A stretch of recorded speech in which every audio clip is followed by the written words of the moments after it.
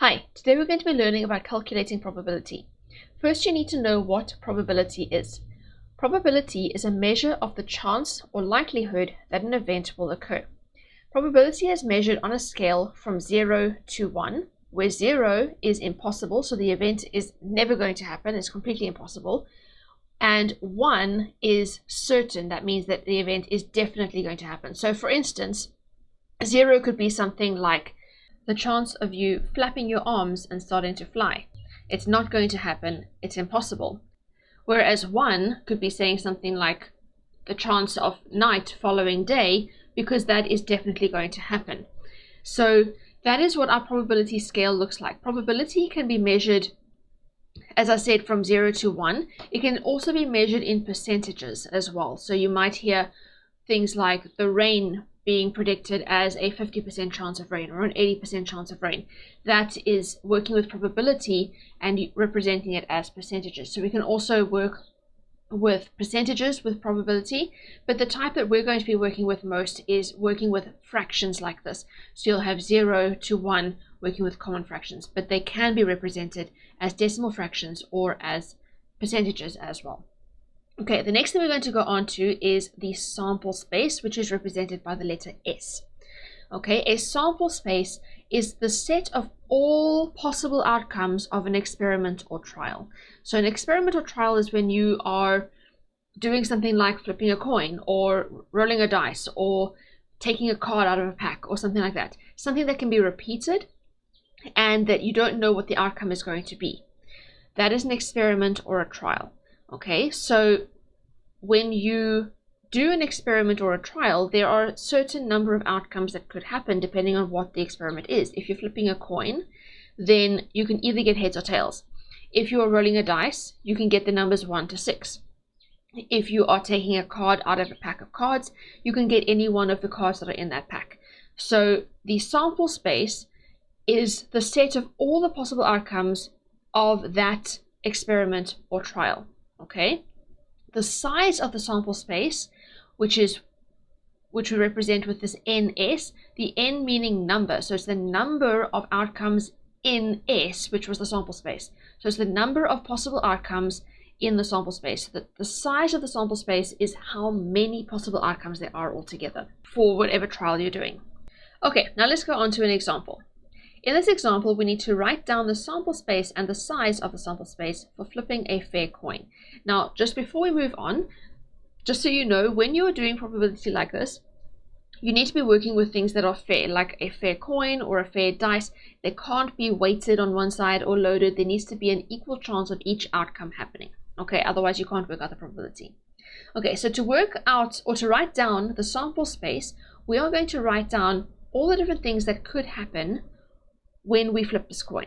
Okay, so the sample space, which we write as S, equals the first of all, if we flip the coin, we can end up with the coin landing on heads. Okay, so that is our first thing we're going to put into our sample space, is that you can have heads. So we write it as S equals, that's a sample space, equals, and it contains heads. And then what else does it contain? Another thing that could happen if we were to flip that coin, another thing that could happen is that it could land on tails.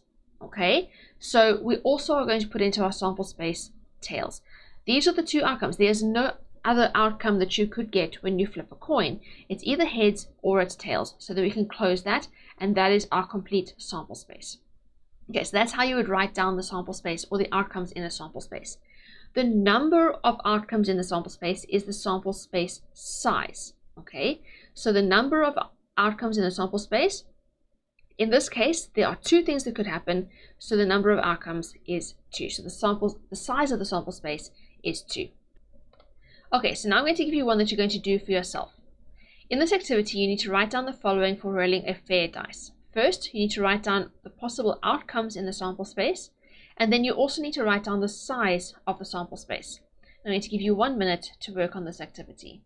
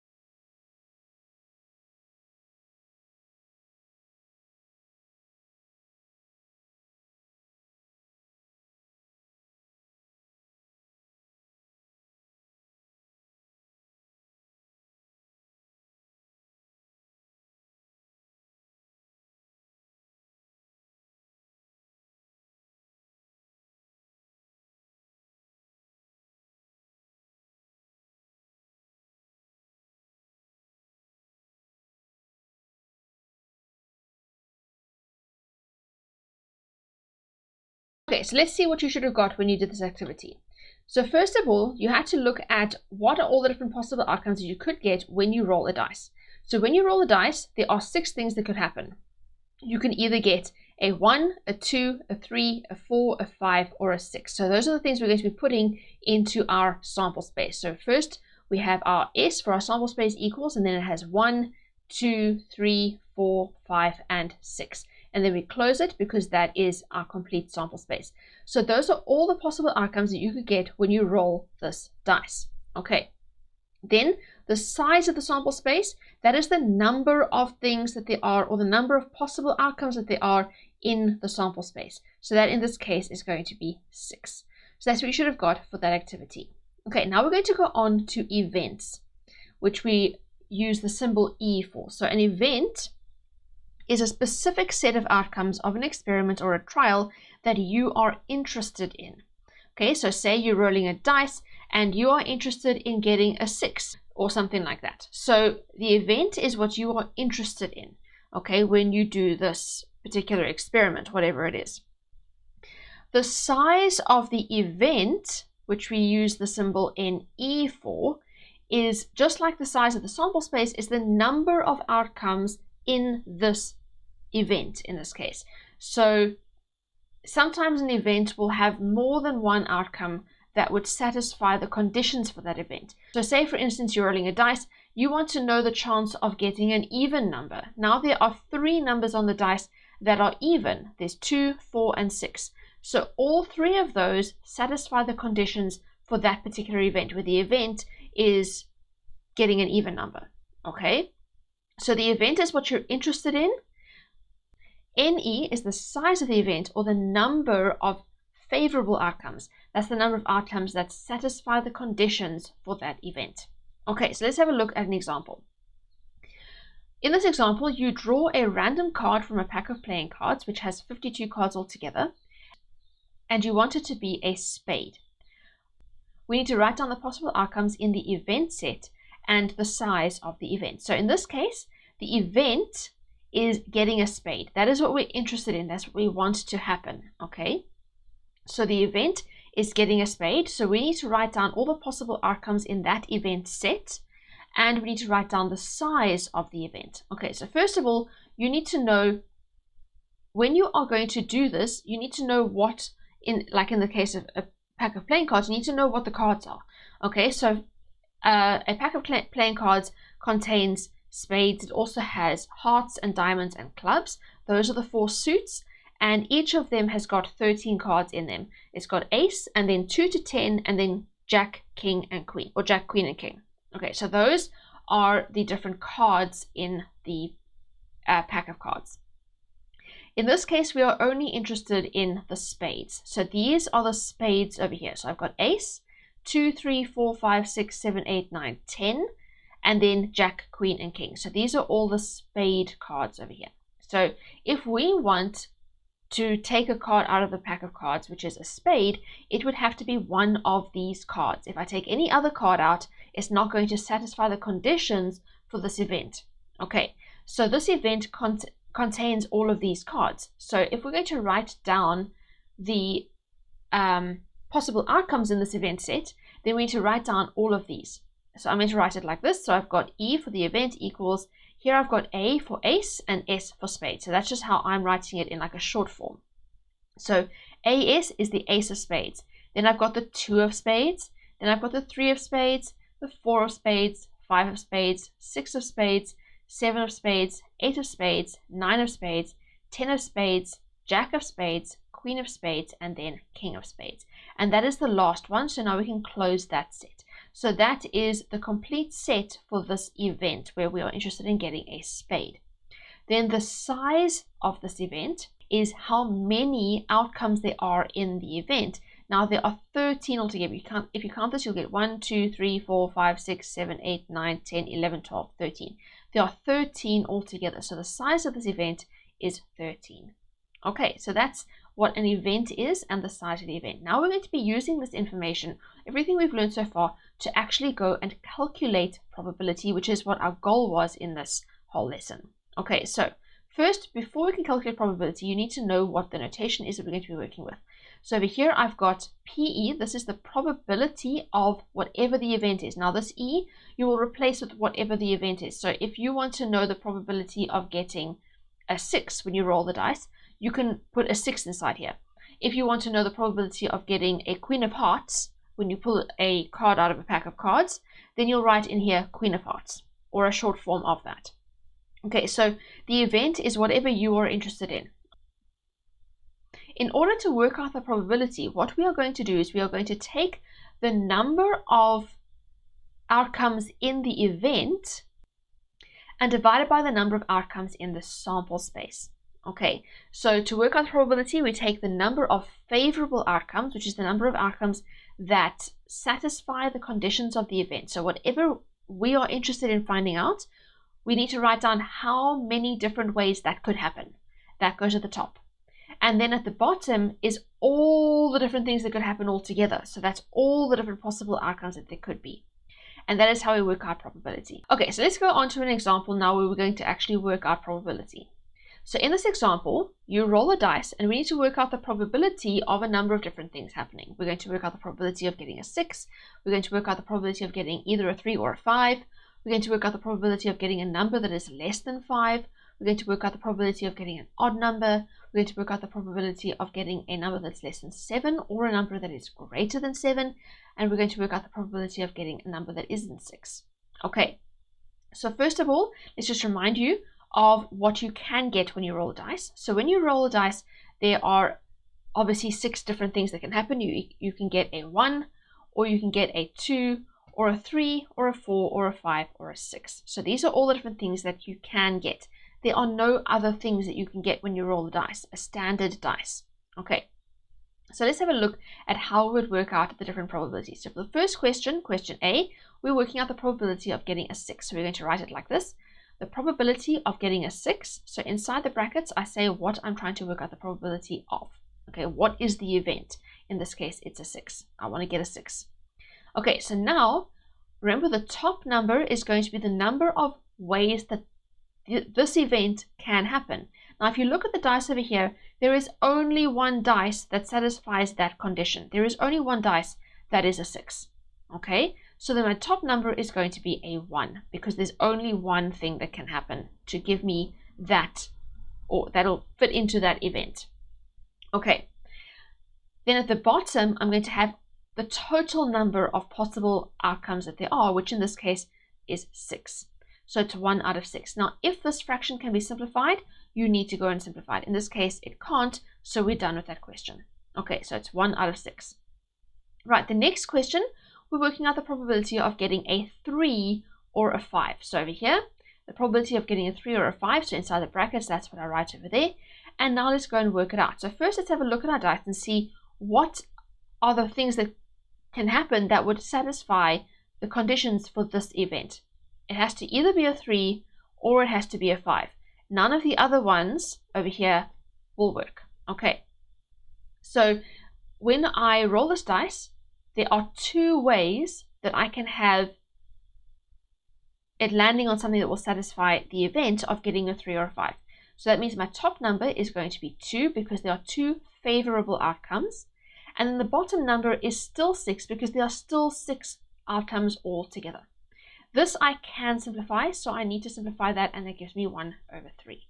Okay, so that is question B. Question C now, we are going to go and work out the probability of getting a number that is less than 5. So now we have to see what are all the numbers that are less than 5. So obviously 1 is less than 5, 2 is less than 5, 3 is less than 5, and 4 is less than 5. 5 is not less than 5.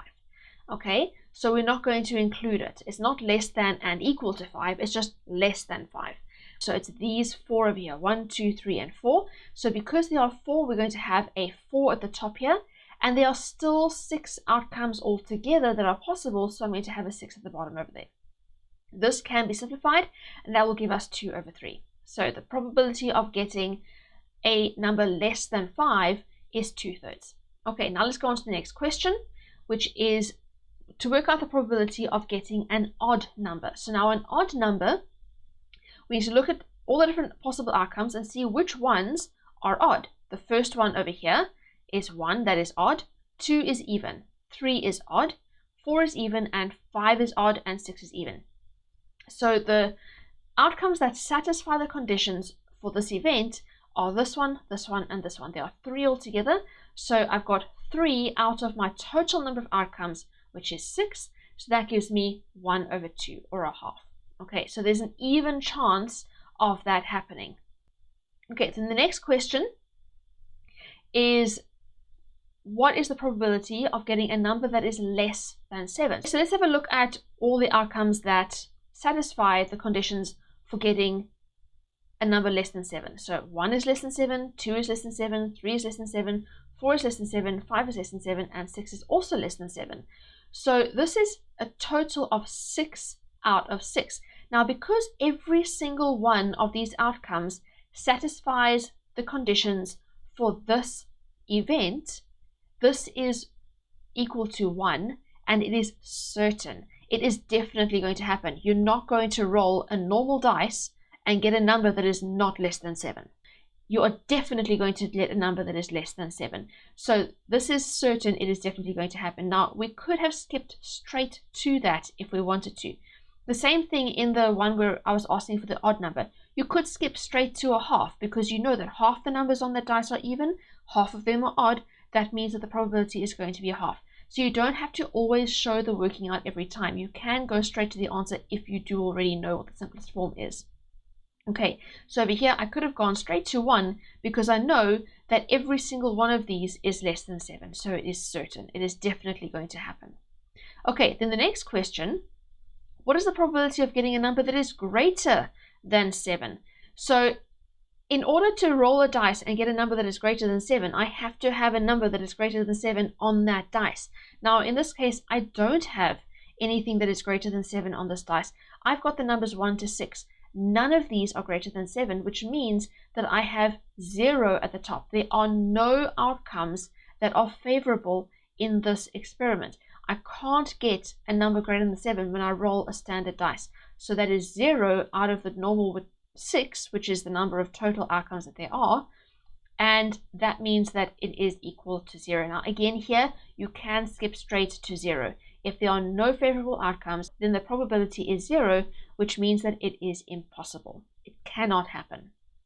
Okay, and then the last question, G, what is the probability that you will not get a 6? Okay, so now in order to not get a 6, it needs to be anything else that's not a 6. So it could be 1, it could be 2 or 3 or 4 or 5.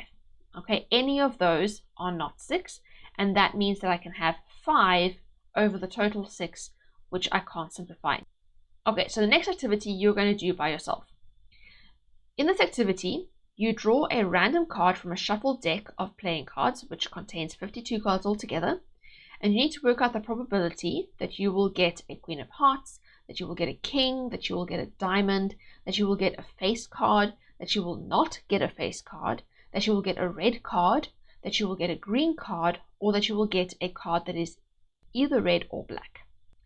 Okay, to make this easier for you, just in case you don't know playing cards very well yet, these are all the cards that you will get in a deck of playing cards. So you've got your ace, 2, 3, 4, 5, 6, 7, 8, 9, 10, jack, queen, and king of clubs, then all the same cards but of diamonds, and then of spades, and then of hearts. So those are the playing cards that you're going to be working with in this activity. Okay, so I'm going to give you 3 minutes to work on these questions.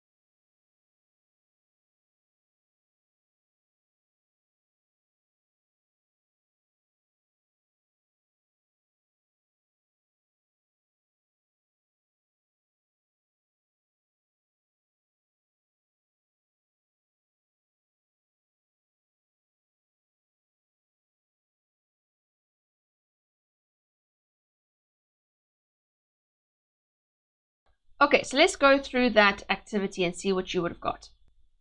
Okay, so first of all, we're going to work out the probability of getting the Queen of Hearts. So now the Queen of Hearts is this card over here. There is only one Queen of Hearts in the whole deck of cards.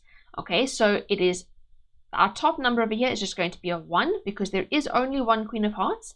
And then the bottom number is the total number of cards in the pack because that is how many outcomes we could get, which is 52. Okay, so the probability of getting a Queen of Hearts is 1 out of 52, and that can't be simplified, so we're done with that question. Okay, now the next question, we have to work out the probability of getting a king. Okay, now there are 4 ways that this can happen. You get a King of Hearts, or you can get a King of Spades, or you can get a King of Diamonds, or you can get a King of Clubs. Okay, so there are 4 kings in our deck. So that is 4 at the top, and then the number of cards altogether is 52. And that simplifies to give you 1 out of 13. Now you can go straight to the answer here. Like I said before, you don't have to write down this fraction first. You can go straight to the answer because, like in this example, if you know that all of the suits are identical to each other in terms of the cards that are in each suit, so you have an ace, you have a 2, a 3, a 4, a 5, a 6, 7, 8, 9, 10, jack, queen, and king in each suit, then you can actually work it out as the probability of getting a king out of one suit because all of the suits are identical to each other. So it's 1 out of 13 for one suit, or it is 4 out of 52, which simplifies to 1 out of 13 for the whole deck. Okay, so that is the probability of getting a king. The next thing we're going to do is the probability of getting a diamond.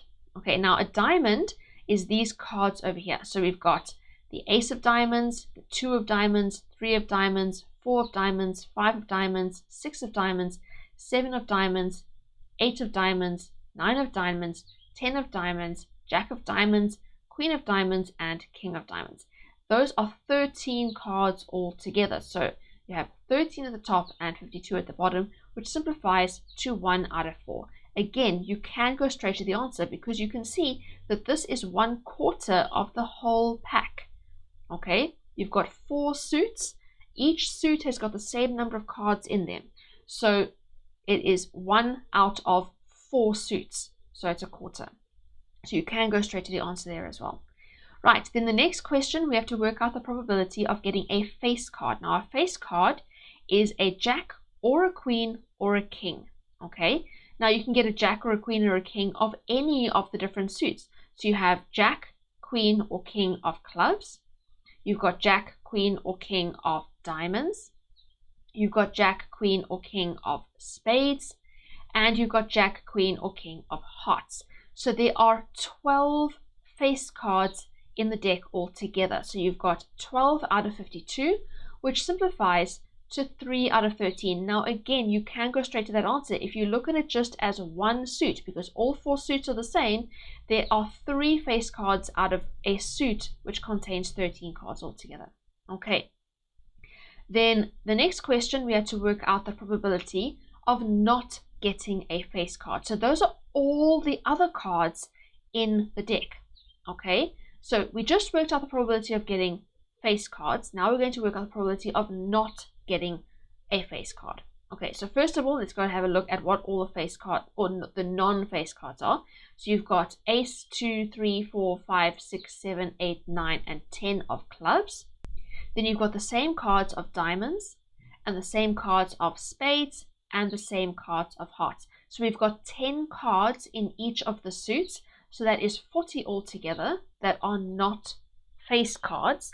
And that is out of 52, which you can simplify to give you 10 out of 13. Now again, you can go straight to the answer by saying there are 10 non-face cards in one suit and all of the suits are the same. So it's going to be the 10 out of 13. Then the next question is we have to work out the probability of getting a red card, which is a heart or a diamond. Okay, so the probability of getting a red card, the red cards that we have are all of the diamonds and all of the hearts. Now there are 13 diamonds and there are 13 hearts. So that's 26 red cards altogether out of the deck of 52 cards, which simplifies to give us a half. Now again, you can go straight to that answer. With something like a deck of cards, we know that half the cards are red and the other half are black. Okay, and then question G. What is the probability of getting a green card. Now, a green card is not going to happen when you are taking a card out of a pack of cards, because none of these cards over here are green. So the probability of getting a green card is 0. It is impossible. Now, you can write 0 over 52 and then that's equal to 0, but you can also just go straight to the answer of 0 because we know that it is impossible. So it is 0. Then the next question, we need to work out the probability of getting a red card or a black card. Now, when you're working out the probability of getting a red card or a black card, if you look at the deck, every single card here is either red or black. There is nothing else that it could be.